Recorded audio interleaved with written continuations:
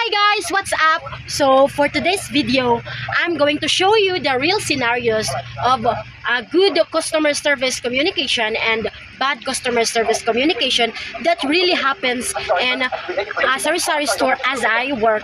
First scenario is bad customer service where an employee handles a customer poorly without consideration and a bad attitude. Ayo, pwede ko mapalit ang tubig ko?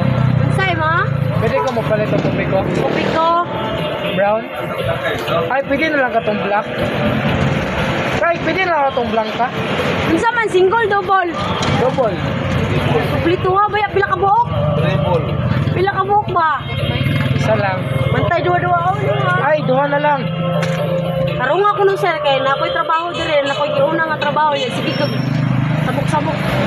Karong nga oy, dito ba?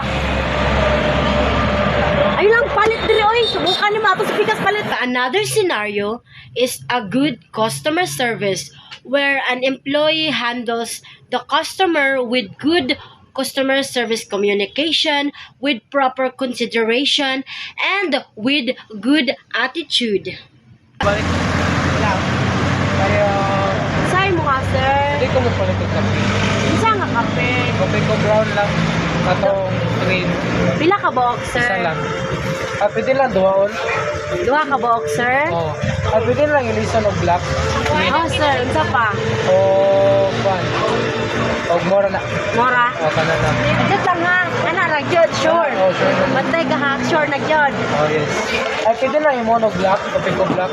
Black? Oh, Double single. double gapon. Final na na, sir. Okay na lang. Unsa pa jud lain? Ano lang?